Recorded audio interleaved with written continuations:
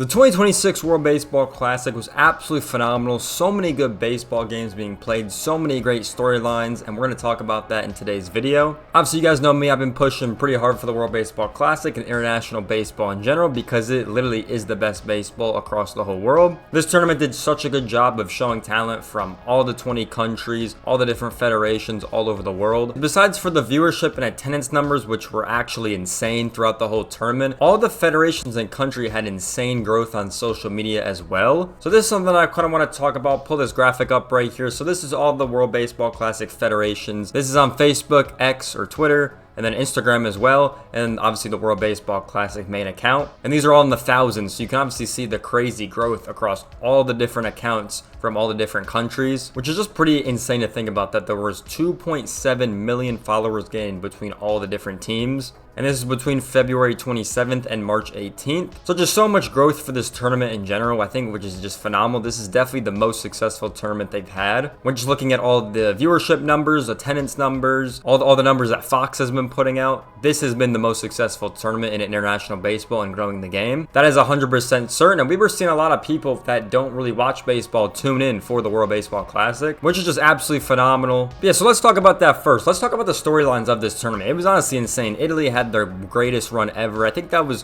one of the greatest runs by a European team. I think Netherlands also got fourth as well in one of the tournaments, but Italy also got fourth, their first time ever getting to a semifinal, so congratulations to them. They did get fourth because the WBSC, which runs all the rankings and everything like that, does do final rankings for all the countries from 1 to 20. So we can obviously see the top 8 right here. So they do the calculation of outs and all that stuff to determine, you know, where the teams stand. They basically do it by record, or if you played in the pool play, as you can see in the Canada and Puerto Rico situation. So yeah, Italy had a dominant run. It's nice to see the Dominican Republic back at the top kind of, and then obviously Venezuela came out of basically nowhere, I feel like, for most people that were watching the tournament, especially when they lost the DR. I think a lot of people thought the DR was going to win, but Venezuela beat Japan, they beat Italy, they beat the United States to win it all. Definitely the most dominant run. And then Garcia gets his MVP after he gets that massive extension with the Royals, and his career is really coming around for him. So definitely a really good tournament for him as well. Yeah, and then we can kind of scroll through. We can see the 9 through 20 countries. They basically do it by where you were placed in pool play on your record, and they do the outs calculation, as you guys can see over there. So you can kind of see what teams are kind of ranked where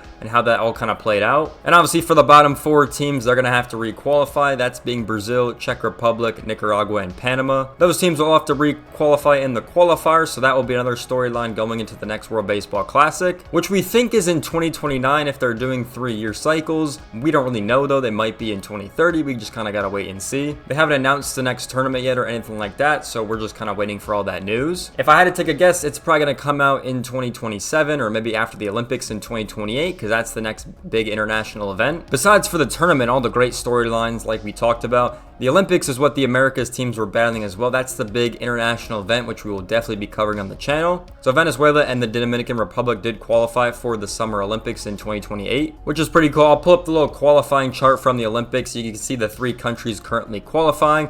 Obviously, the United States is going to be there since they're hosting this tournament. The Dominican Republic and Venezuela qualified through the World Baseball Classic. Then we got 3 more spots that are going to come later in 2027 and 2028. Yeah, so let's talk about the viewership. The storylines were incredible. The viewership was even more incredible. I mean, the attendance at all these games alone was the best ever. I think it was at like 1.3 or 1.4 million or something like that, which is absolutely insane. And obviously, the viewership we just saw on TV was insane. I think it was, what, 10.8 million for the final, which is the most watched game ever in World Baseball Classic history. That game was breaking a ton of records on Fox, and as well the rest of the tournament, even in the pool play games, had insane viewership. I did see a tweet that the top 10 most viewed games, I think 7 or 6 of them were from the 2026 tournament, which is pretty crazy to think about. So yeah, the viewership was insane. Everyone was paying attention to this tournament, which was absolutely phenomenal, and it was a huge success for MLB. I will say a lot of the tournament was very positive, but it wasn't all positive. There were still a lot of negatives, I feel like, about the tournament. So that's what we're going to talk about. First is going to be the insurance situation. I know a lot of people were talking about that when all these rosters were getting finalized. You know, obviously the whole Puerto Rico situation happened, right, which they weren't happy with. In the end, they still were playing really well, though. I'm not going to lie. Puerto Rico was definitely a pretty solid team. I think the insurance thing is definitely going to get looked at the next CBA, which is obviously going to happen in 2027 or at the end of the 2026 season. I think the insurance topic is going to be in that CBA for the next World Baseball Classics because the MLB is going to push this tournament more and more. I mean, they're seeing crazy viewership, crazy attendance. People are so passionate passionate about playing for their countries. The players love it. So I definitely think this is going to get pushed in the future. And we want to talk about the March topic, right? A lot of people are saying, March, is it really the time to play this tournament? Should we wait till the summer, right? They were talking a lot about that during the whole tournament. And actually, Rob Manfred did comment on this situation, which I think is a good thing. He didn't say anything like crazy or, we're going to try to do it. He said we're going to look into it or something like that. So we'll kind of see what that means. But I do think if they put it in like June or July, whenever they want to put it, I think there's still going to be some, negative ramifications as well. I think the reason people like it so much in March is because you get to see like basically these all-star teams come together that would probably never happen in Major League Baseball or in another league, and they get to play together for their country. I think that's the best part about it. And obviously it's all about rallying around your country, you know what I mean? I think that's the main part too. Everyone wants their own country to win, which is phenomenal. But I do think moving this into June or July, it's obviously going to take a lot of effort from all the leagues around the world to have a little stop or breakage in the season to play this tournament.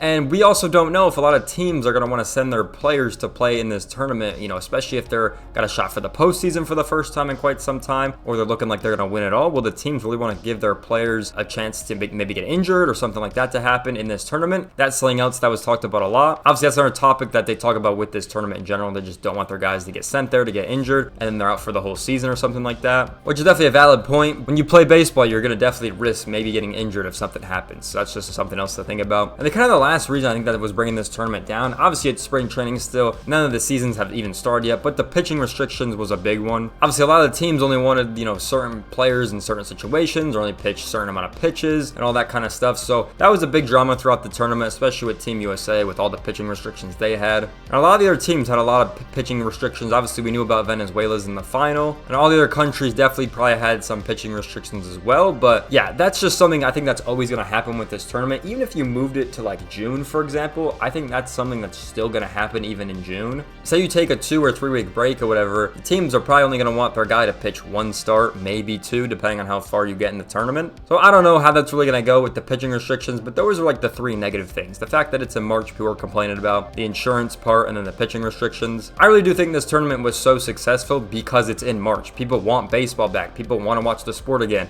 People don't get as hyped for spring training compared to the World Baseball Classic. Everyone's watching this tournament. I just thought it was super successful moving forward, and I'm just definitely excited for this tournament once again to happen, in a couple years. And obviously we got some more international baseball to talk about in the future, which will definitely be uploading on this channel. So if you guys like me talking about international baseball on the channel, we will definitely continue to talk about this topic. We do have some, tournaments in the 2026 calendar year for future tournaments. Like the next big tournament is going to be the 2027 Premier 12 tournament, and we do have qualifiers in October and November, which we will definitely be covering on this channel. And then obviously in 2020 is the big summer Olympics, where hopefully they'll let the MLB players play in that tournament. But we'll kind of see what happens with the whole CBA situation. That's kind of the next big thing to happen. But with that being said, I hope you guys enjoyed this video. Definitely let me know down below in the comment section, what was your thought on the World Baseball Classic? Did you watch? Did you like it? Who are you rooting for? Definitely let me know your thoughts. With that being said, you guys can follow me on all the links down below in the description. Make sure you guys like, comment, subscribe. I'll see you guys in the next one. Peace out, everyone.